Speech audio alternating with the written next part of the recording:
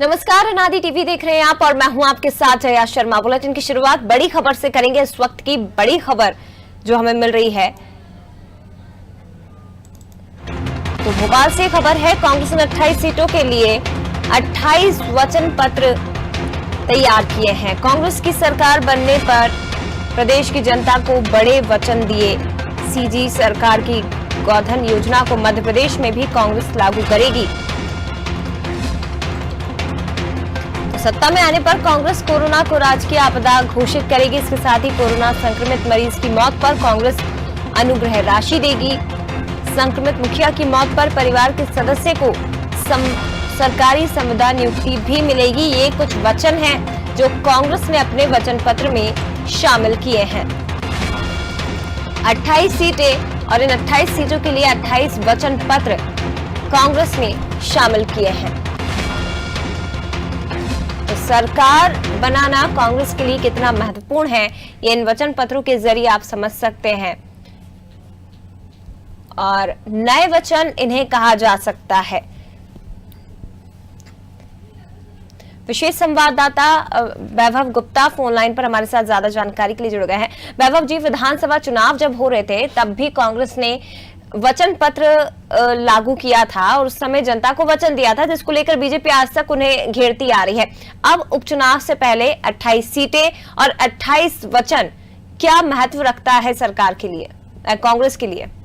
बिल्कुल जया, जो 28 विधानसभा सीटों पर चुनाव होने हैं और कांग्रेस ने अपना जो वचन पत्र है उस पर खासी मेहनत की है। प्रत्येक विधानसभा के लिए कांग्रेस ने अलग से वचन पत्र बनाया है। मतलब बुनियादी स्तर पर जाकर कांग्रेस ने इस वचन पत्र की तैयारी की है, लोकल स्तर पर नेताओं से बातचीत की है और उस विधानसभा क्षेत्र की क्या जरूरत है। आमतौर पर हम ऐसा देखते नहीं है, जब भी विधानसभा चुनाव होते हैं तो पूरे प्रदेश स्तर का एक वचन पत्र तैयार किया जाता है, लेकिन ये उपचुनाव जो है अपने आप में बेहद अहमियत रखते हैं। तो इसलिए कांग्रेस ने प्रत्येक विधानसभा के हिसाब से अलग से एक वचन पत्र तैयार किया है। और सबसे ज्यादा महत्वपूर्ण बात, पूरा विश्व ही सब कोरोना की बात कर रहा है, तो कोरोना का इफेक्ट कांग्रेस के वचन पत्र पर भी देखने को मिला है। जो कांग्रेस के बिंदु है, जो वचन पत्र के बिंदु है, उसमें स्पष्ट तौर पर लिखा है कि अगर हमारी सरकार बनती है जया, तो हम वचन पत्र में जो बात कही गई है कि कोरोना को राजकीय आपदा घोषित करेंगे। इसके साथ ही कोरोना के चलते जिस परिवार में किसी की भी मौत कोरोना के चलते हुई है, हम उसको मदद भी देंगे। इसके साथ ही कोरोना के चलते जिन लोगों के उद्योग धंधे समाप्त हो गए हैं, जो गरीब वर्ग के लोग होते हैं, हालांकि बीजेपी सरकार के द्वारा, केंद्र सरकार के द्वारा 10,000 रुपए का जो ऋण है वो भी दिया गया है, लेकिन कांग्रेस ने जो लिमिट है उसको 50,000 करने का वादा अपने वचन पत्र में किया है। तो स्पष्ट तौर पर कांग्रेस का भी जो फोकस है वो कोरोना पर दिख रहा है। राजकीय आपदा घोषित करने के साथ ही वो उन लोगों की मदद भी करना चाहती है जिन लोगों ने के परिवार के कोई सदस्य कोरोना के चलकर जिसकी मृत्यु हुई है। इसके साथ ही उद्योग धंधे फिर से स्थापित हो सके, इसके साथ लिए कांग्रेस के द्वारा 50,000 रुपए का ऋण भी दिया जाएगा। तो कांग्रेस ने अच्छी खासी मेहनत की है। उपचुनाव पर कांग्रेस का फोकस है और उपचुनाव की तैयारियों के साथ ही कांग्रेस का वचन पत्र भी इस तरीके से तैयार किया गया है जया, ताकि प्रत्येक विधानसभा क्षेत्र के जो लोग हैं वो इससे प्रभावित हो सके। और जिस तरह से कोरोना की हर कोई कोरोना की बात कर रहा है, तो कांग्रेस ने अपने वचन पत्र में भी कोरोना का जिक्र किया है और कोरोना पर ज्यादा अहमियत भी दी है। बिल्कुल, लेकिन वैभव जी, ऐसे में सवाल ये भी उठता है कि विधानसभा चुनाव के समय भी वचन पत्र कांग्रेस लेकर आई थी। अब एक बार फिर से 28 सीटों पर 28 वचन ये वचन पत्र में शामिल किए गए हैं। चुनाव के समय सबसे बड़ा मुद्दा था कर्ज माफी, जिसको लेकर आज तक कांग्रेस घिरती रही है और एक कांग्रेस के साथ साथ बीजेपी के साथ साथ किसान भी इस पर सवाल लगातार उठाते रहे हैं। अब ये जो वचन पत्र में शामिल बिंदु हैं, कोरोना की चाहे आप बात कर लीजिए या फिर एक महत्वपूर्ण बात भी इसमें लिखी गई है, छत्तीसगढ़ सरकार में जो योजना चल रही है गोधन योजना, वो मध्य प्रदेश में लागू करने की बात की जा रही है, संविदा नियुक्ति की बात की जा रही है संक्रमित मुखिया की मौत पर। तो ये महत्वपूर्ण बातें जो कांग्रेस ने लिखी है, बीजेपी इस पर क्या प्रतिक्रिया भी दे रही है और बीजेपी भी क्या इसी तरह का कोई वचन पत्र लेकर आएगी? 28 सीटों पर 28 वचन। जया, फिलहाल इसके बारे में कुछ भी कहना बहुत जल्दबाजी होगी, क्योंकि अभी सिर्फ कांग्रेस का वचन पत्र सामने आया है। कांग्रेस के वचन पत्र में जिन बिंदुओं का जिक्र किया गया है, कोरोना के चलते जिन परिस्थिति की मौत हुई, इस परिवार के मुखिया को नौकरी देने की बात की गई है। इसके साथ ही 2018 का विधानसभा चुनाव का जो वचन पत्र था उसमें भी कर्ज माफी का जिक्र किया गया था। उसमें भी गौ जो गाय होती है उनके संवर्धन की बात की गई थी। तो छत्तीसगढ़ में चूंकि कांग्रेस की सरकार है और वहां पर गायों के संवर्धन के लिए एक योजना लागू की गई है। तो अगर मध्य प्रदेश में फिर से एक बार कांग्रेस की सरकार बनती है तो छत्तीसगढ़ की तर्ज पर मध्य प्रदेश में भी गायों के संवर्धन के लिए, उनके संरक्षण के लिए योजना लागू की जाएगी। इसके साथ ही बीजेपी भी लगातार आरोप लगा रही है कि किसानों के कर्ज माफी पर कांग्रेस ने किसानों को धोखा दिया है। हालांकि प्रदेश अध्यक्ष कमलनाथ के द्वारा एक पेनड्राइव जारी करके कहा गया था कि ये वो उन किसानों की सूची है जिनका कर्जा माफ किया है। तो कर्ज माफी पर सियासत चल रही है। इस बीच कांग्रेस ने अपने वचन पत्र की तैयारी कर ली है और एक अलग तरीके से इसमें मेहनत भी देखने को मिल रही है। जो वचन पत्र समिति है कांग्रेस की, इसने अच्छी खासी मेहनत की है, क्योंकि लोकल स्तर पर जाकर बिंदुओं को शामिल किया गया है, मुद्दों को शामिल किया गया है। आमतौर पर प्रत्येक विधानसभा क्षेत्र का अलग वचन पत्र नहीं बनाया जाता। अभी वचन पत्र तैयार किया गया वैभव जी, अभी एक प्रेस के सामने, मीडिया के सामने अभी से लागू नहीं किया गया है ना? बिल्कुल, अभी ये मीडिया के सामने नहीं आया, ना कोई प्रेस कॉन्फ्रेंस, लेकिन हमारे सोर्सेस से हमको जो जानकारी मिली है और जो हमारे सूत्रों ने बताया कि कांग्रेस ने किस तरीके से तैयारी की है। हालांकि औपचारिक जो घोषणा होगी वो कांग्रेस के प्रदेश अध्यक्ष कमलनाथ इसको जारी करके करेंगे, लेकिन प्रारंभिक तौर पर जो सूचना मिल रही है कि कोई कोरोना का असर कांग्रेस के वचन पत्र पर भी देखने को मिला है। ठीक है वैभव जी, बने रहेगा, लौटूंगी आपके पास, लेकिन हमारे साथ धैर्यवर्धन जी हमारे साथ फोन लाइन पर जुड़ गए बीजेपी से। धैर्यवर्धन जी, स्वागत है आपका अनादि टीवी पर। धैर्यवर्धन जी, आवाज आ रही है आपको? चलिए, लगता है संपर्क उनसे नहीं हो पाया है। और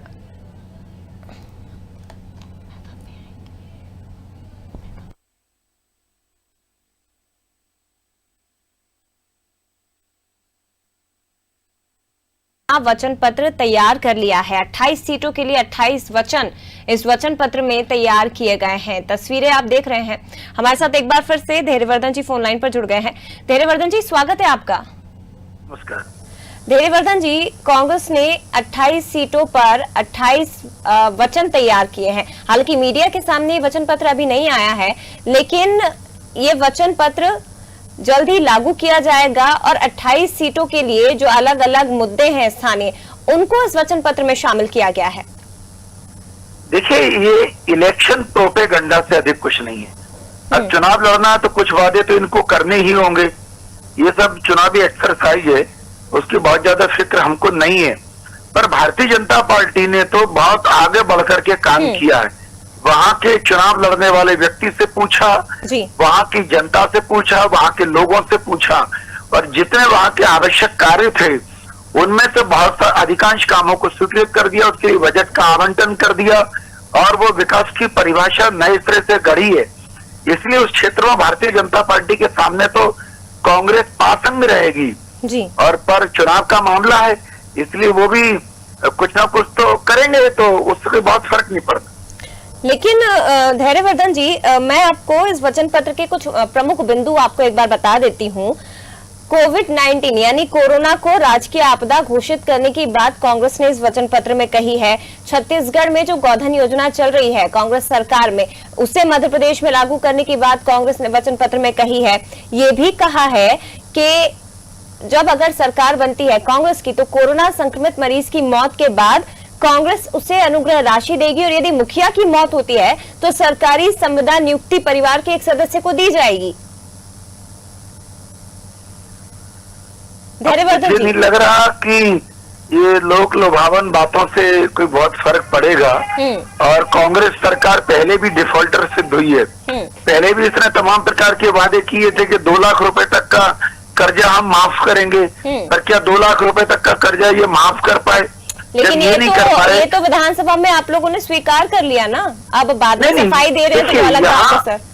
नहीं, यहाँ मत भिन्नता है। मैं अपने शब्दों को बड़ा तोल मोल करके बोलता हूँ। मैंने ये नहीं कहा कि इन्होंने कुछ भी पैसा नहीं दिया। मैंने ये भी नहीं किया कि इन्होंने कोई प्रयास नहीं किया। मैं ये बोल रहा हूँ कि 2 लाख रुपए तक का कर्जा इनको माफ करना चाहिए था 10 दिनों में। वो ये 15 महीनों में भी नहीं कर पाए। वो जो जिनका थोड़ा बहुत कर्ज माफ हुआ है वो बहुत छोटे किसान है। किसी पर 10-5 हजार रुपए का कर्जा था, तो उनका कर्ज माफ करके इन्होंने अपनी पीठ थपथपाने की कोशिश की है।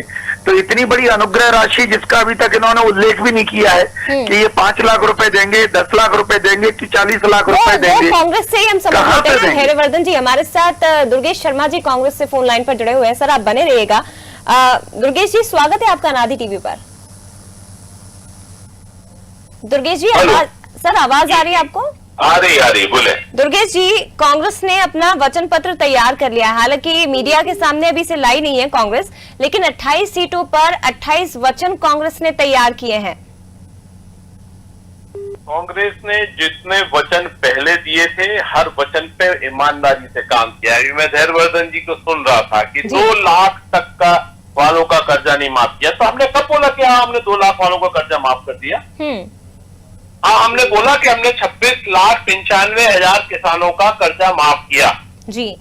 उसी बात को सदन के अंदर भारतीय जनता पार्टी के नेता और वर्तमान में मंत्री कृषि महोदय ने लिखित दस्तावेज में दिया कि हाँ कांग्रेस ने 1 लाख रुपए राशि तक का 26,95,000 किसानों का कर्जा माफ किया। लेकिन दुर्गेश जी मेरा सवाल आपसे यह है सर कि 28 सीटों पर 28 वचन देने का उद्देश्य कांग्रेस का क्या है? अलग अलग सीटों की स्थानीय मुद्दों को जब 15 माह की सरकार मध्य प्रदेश में चलाई जी, हमने किसानों के हित में जो करना था निर्णय लिए जी। हमने मध्य प्रदेश के अंदर आम जनमानस को, चाहे वो मध्यम वर्गीय हो चाहे अपर क्लास हो या लोअर क्लास हो, सबको 1 रुपए यूनिट बिजली देने का जो हमने निर्णय लिया वो ऐतिहासिक निर्णय था, जिसको शिवराज सिंह चौहान ने पलट दिया। हमने किसानों को 44 पैसे यूनिट बिजली दी। हमने जब ये पाया पूरे 15 माह के अंदर कि इन जिले में, हर 52 जिले के अंदर हमको मालूम है कि किस जिले में क्या आवश्यकता है जी, किस जिले में किस काम को पूरा करने से मध्य प्रदेश को समृद्धि मिलेगी। यानी ये कहा जाए दुर्गेश जी कि 28 सीटें उन पर सबसे ज्यादा फोकस जो स्थानीय मुद्दे हैं कांग्रेस ने उन पर किया है कि आखिर इन क्षेत्रों में, इन विधानसभा क्षेत्रों में क्या समस्याएं हैं और उन्हें इस वचन पत्र में जगह दी गई है। बिल्कुल, समस्या का निदान और उस क्षेत्र का कैसे विकास किया जा सकता है। हाँ। ये हमने 28 तो आज वादे करे हैं और जिस दिन अभी हम अगले नवंबर में जब सरकार में बैठी जाएंगे तो उसके बाद मध्य प्रदेश के 52 जिले का पूरा चार्ट प्लान है हमारे पास में, मध्य प्रदेश के 54 जिलों का। हाँ। कि हमको किस जिले में क्या करना है जिससे मध्य प्रदेश समृद्ध हो। हाँ। जिस तरीके से हमने ओंकारेश्वर और उज्जैन में ये पाया कि यहाँ पर शिव जी का हमारा विराजमान है, शिव जी हमारे को आशीर्वाद दे सकते हैं, तो हमने वहां पर सांस्कृतिक रूप से उसको विकसित करने का, उसको आध्यात्मिक रूप से, उसको पर्यटक रूप से हमने विकसित करने का काम किया। उससे मध्य प्रदेश के युवाओं को, वहां मध्य प्रदेश में रहवासियों को रोजगार मिलेगा। ये हमारा पूरा एक प्लान है। हमने ये पाया कि रामपथ गमन का निर्माण करने से रोजगार आएगा, निश्चित पर्यटक बढ़ेंगे, तो हर तरह का व्यवसाय मध्य प्रदेश में होगा। ठीक है दुर्गेश जी, धैर्यवर्धन जी से भी प्रतिक्रिया ले लेते हैं। धैर्यवर्धन जी, कांग्रेस ने तो अपना वचन पत्र जारी कर दिया है, मतलब तैयारी कर ली है, मीडिया के सामने जल्दी लेकर आएगी, लेकिन बीजेपी की तो अभी तक लिस्ट भी सामने नहीं आई है और इसमें तो स्थानीय मुद्दों को ज्यादा प्राथमिकता दी गई है कांग्रेस के वचन पत्र में। पहले तो ये करें कि नवंबर में सरकार में बैठेंगे, ये शेख चिल्ली का हसीन सपना है, इससे अधिक कुछ नहीं है। क्योंकि जनता ने का रिएक्शन पकड़ में आता है। देखिए, जब इनकी सरकार हटी तो जनता में कोई दुख नहीं था, जनता में कोई तकलीफ नहीं थी जी। जनता खुश थी कि अच्छा हुआ, इन आपस में लड़ने वाले लोगों से, अपने आप में मदमस्त रहने वाले लोगों से मुक्ति मिली मध्य प्रदेश को। आपके षड्यंत्र में खुशी में क्या किया, एक उदाहरण दीजिए। नहीं तो मैं उदाहरण देता हूँ, जब कमल पटेल जी अपने क्षेत्र में गए तो किस तरीके से लोगों ने उनको वहां से भगाया। जब आपके ये षड्यंत्रकारी विधायक प्रत्याशी जितने भी है, सॉरी क्षमा चाहूंगा, प्रत्याशी तो किसी को बना ही नहीं पाया अभी तक, जो हमारे यहाँ के षड्यंत्रकारी आपके संग गद्दार बन गए, जब वो अपने क्षेत्र में गए तो लोगों ने काले झंडे दिखाए, उनको वहां पर कई जगह जूतों की मालाओं से सम्मान हुआ। दुर्गेश जी, मेरी बारी है तो मुझे अवसर दीजिए थोड़ा सा। नहीं, आप एक आध उदाहरण भी दीजिए ना। मैंने तो एक उदाहरण जो हमने किए, जो हमने करेंगे, आप उदाहरण दो कुछ एक आध चीज का। हाँ, वो उदाहरण मत देना कि 10 किलो आटे के पैकेट आपने 8 किलो के आटे का बना के बांट दिया गरीबों को, जो भ्रष्टाचार किया, उसका मत बोलना, वो अच्छा नहीं लगेगा, आपकी पोल खुलती जाएगी। और जो जिस तरीके से पूरे स्वास्थ्य सेवाएं बर्बाद करती है पिछले 6 महीने में, मत बोलना। जो झूठ अच्छा बोल सको वो बोलना, पर बोलो उदाहरण के लिए झूठ। ठीक है धैर्यवर्धन जी, अपनी बात पूरी करिए। आप क्या करेंगे, आप किन वचन जीतू पटवारी जी को गांव से खदेड़ा, नौटंकीबाज, षड्यंत्रकारी और किसानों को भड़काने वाला बताया। जीतू पटवारी किस पार्टी के नेता है? कांग्रेस से। कौन से गांव में खदेड़ा बताना जा रहा है? जहां पर कमल पटेल के आदमियों ने को भेज के उसको जो हत्यारा दुर्गेश जाट के हत्यारे के हत्या में लिप्त लोगों को वहां भेजा, वहां गांव के लोग थे, वो गांव के निवासी थे। क्यों, वो क्या मंगल जाट जो है वो गांव के निवासी है। और कौन किसने खदेड़ा? वे उसके किसान किसान के घर बैठने का थे, जिस किसान ने आत्महत्या करी वो उसके घर बैठ के आए हैं, विरोध करने वाले लोग गांव के निदान करने के लिए वचन दे के आए और समस्या के निदान के लिए काम किया है। आपने क्या किया? आपके कारण किसान ने आत्महत्या करी ना। ठीक है, आप आधे घंटे का अलग समय ले लिया करें। दूसरा भैया तो झूठ ना बोला करिए धैर्यवर्धन भैया, झूठ ने धैर्यवर्धन जी मंगल ग्रह से नहीं आए थे, इसलिए बोलोगे, इसलिए थोड़ा चुप रहो। धैर्यवर्धन जी सर एक एक करके अपनी बात रखिए ना। आटे का पैकेट 8 किलो का बांटते हो, हर स्तर पर चोरी चमारी करते हो, और ये जो आप बातें कर रहे हैं, कल की घटना है। शिवराज सिंह चौहान दुर्गेश जी एक सेकंड रुक जाइए, आत्महत्या कर दी।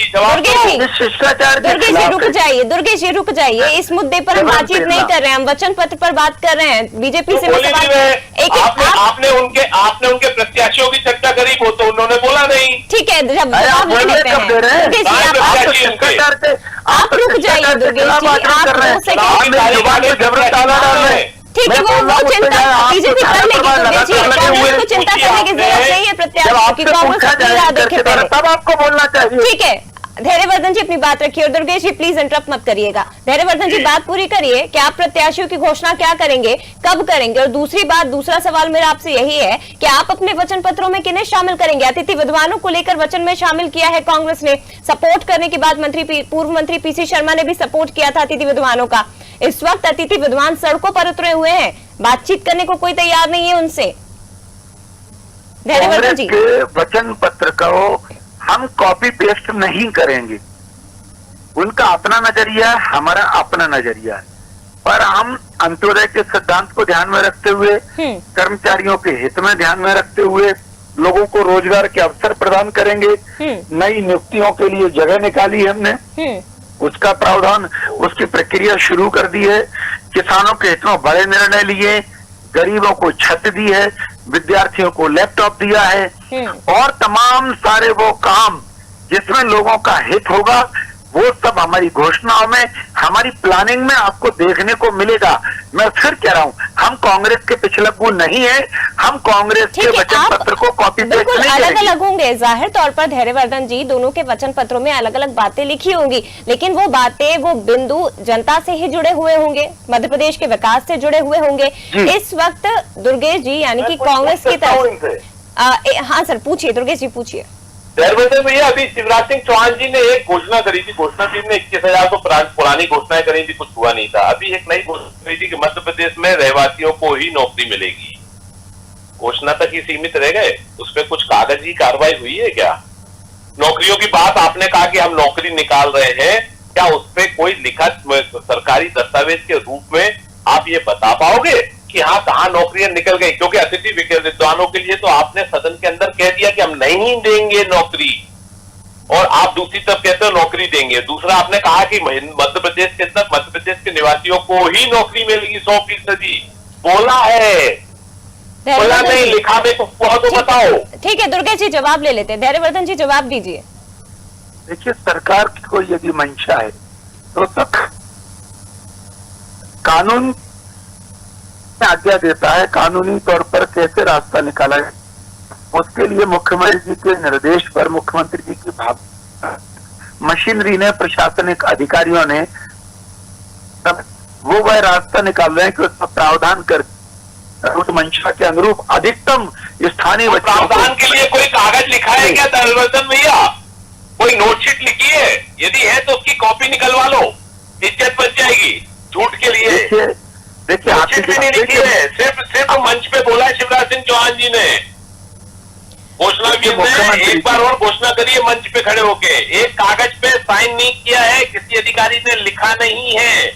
इस तरह की बातें दुर्गेश जी, ये सवाल तो फिर जनता भी कांग्रेस से पूछेगी ना कि बीजेपी ध्यान नहीं दे रही है रोजगार को लेकर, क्योंकि अतिथि विद्वान स्पष्ट रूप से कह चुके हैं, अतिथि विद्वान कह चुके हैं कि हमारा तो बीजेपी और कांग्रेस दोनों ने फायदा उठाया है, कोई भी पार्टी हमें सपोर्ट करने को तैयार नहीं है। आपकी सरकार जब थी तब कमलनाथ जी ने, पूर्व मुख्यमंत्री ने पशुओं को चराने की बात कही थी कि हम युवाओं को ट्रेनिंग देंगे, बैंड बाजे बजाने की ट्रेनिंग देंगे, जिसको लेकर बीजेपी ने भी निशाना साधा था।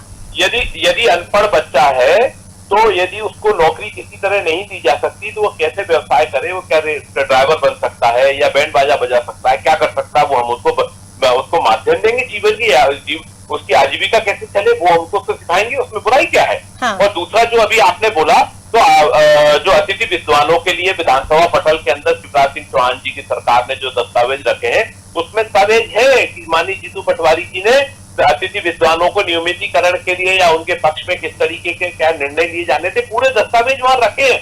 मैं इसीलिए धैर्यवर्धन भैया से बोल रहा हूँ कि हमने सदन के अंदर में आपने रख दिए हमारे निर्णयों को कागजी दस्तावेज के रूप में, चाहे किसानों का कर्जा माफी हो या अतिथि विद्वानों से संबंधित मामला हो, सब चीज पे जो हमने कागजी कार्रवाई करी वो आपने सदन में रख दिया और उससे समझ में आ गया कि हाँ हमने कुछ किया।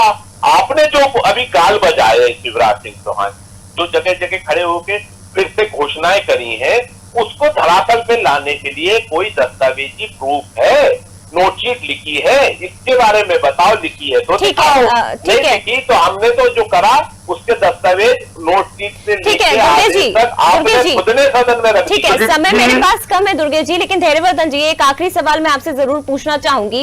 कोविड-19 को राजकीय आपदा घोषित करने की बात कांग्रेस ने वचन पत्र में कही है। इस वक्त मध्य प्रदेश में आपकी सरकार है, हालांकि बहुत से नए इंतजाम बीजेपी की तरफ से किए जा रहे हैं, नई रणनीतियां बनाई जा रही है, लेकिन कोविड-19 के जो मामले हैं इस वक्त मध्य प्रदेश में उनकी हकीकत आपसे छुपी नहीं है, चाहे प्राइवेट हॉस्पिटल हो चाहे सरकारी हॉस्पिटल हो। रोज नए नए मामले और ऐसे मामले जिसमें अमानवीयता सामने आती है वो रोजाना दिखाई दे रहे हैं। क्यों कारण, क्या कारण है इसका?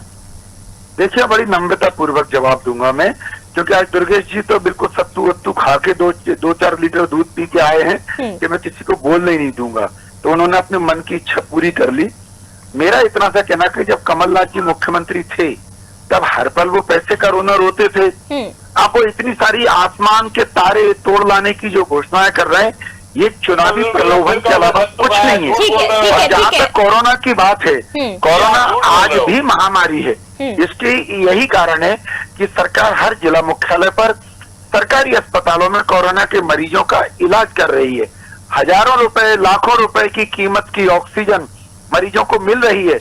ये सरकार की चिंता है और ये सरकार की चिंता है, लेकिन उसमें अस्पताल, प्राइवेट और गवर्नमेंट अस्पतालों की क्या तस्वीरें हैं सर, उससे आप और हम बहुत अच्छे से वाकिफ हैं कि लापरवाहियों के कारण, कोरोना से नहीं बल्कि अस्पतालों की लापरवाहियों के कारण आधे से ज्यादा मरीजों की मौत हो रही है। फिलहाल मेरे पास समय बहुत कम है, आप दोनों का बहुत शुक्रिया हमसे बातचीत करने के लिए। दुर्गेश जी कांग्रेस से जुड़े थे और इसके साथ ही धैर्यवर्धन शर्मा जी बीजेपी से जुड़े हुए थे। हालांकि वचन पत्र कांग्रेस ने तैयार कर लिया है, कई महत्वपूर्ण बिंदु इस वचन पत्र में शामिल किए गए, मीडिया के सामने हालांकि नहीं आए लेकिन बहुत जल्द आ जाएगा। बीजेपी अब इस वचन पत्र पर सवाल खड़े कर रही है, जिसने अभी तक अपने प्रत्याशियों के नामों की घोषणा नहीं की है, लेकिन देखने वाली बात यह होगी कि कांग्रेस के वचन पत्र 28 सीटों के 28 वचनों के मुकाबले बीजेपी अपने वचन पत्र में क्या लेकर आती है या बीजेपी अपने घोषणा पत्र में क्या लेकर आती है। इसी के साथ फिलहाल बुलेटिन में इतना ही, बाकी खबरों के लिए आप देखते रहिए अनादि टीवी। नमस्कार।